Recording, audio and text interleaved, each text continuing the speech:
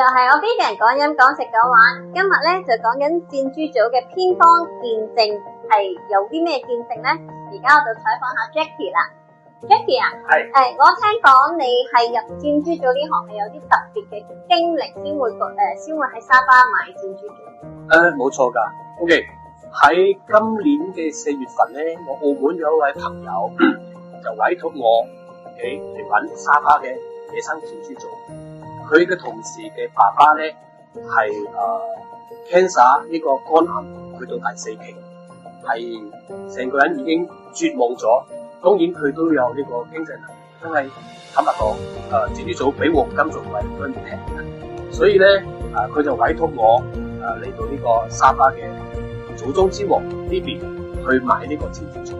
咁佢就俾我一句說話，係希望爸爸長命多啲時間陪佢哋，可能佢希望長命多半年啊、1年啊，因為醫生話俾佢聽，佢呢個肝癌咧係剩翻差唔多2年。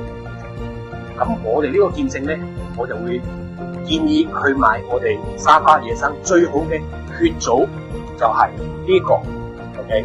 咁呢個血組咧，佢一盒係一個樽仔，係一個 gram。咁你真係去到癌症第4期，你一定要一日食3次。咁我打開個蓋咧，入邊咧係飯盅嚟嘅。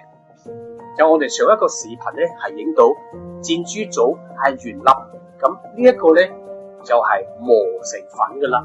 咁啊點樣食咧？我哋係一日食3次，每次就一匙羹咁細，好嗎？OK。最好嘅方法咧，就係放喺我哋條脷嘅下邊，等個口水慢慢吸入去我哋嘅身上邊，好似咁樣。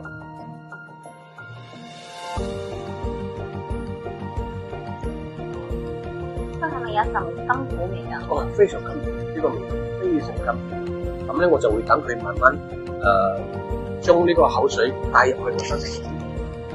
嚴重嘅cancer朋友一日食3次，咁我哋嘅 package 咧喺西貢係賣緊一 set 係9個 gram， 因為咁樣1個 gram 咧，我哋係食3次 ，OK？ 即係一日sorry 係食3日，食3日一日食3次，係啦，一日食3次，每次就1小時時間咁樣。咁大家食完1個月嘅嗰個流程之後咧，你一定要去醫院再次做呢個驗血嘅指數，我相信驗血指數一定會降低。即係癌症指數，係冇錯。Okay.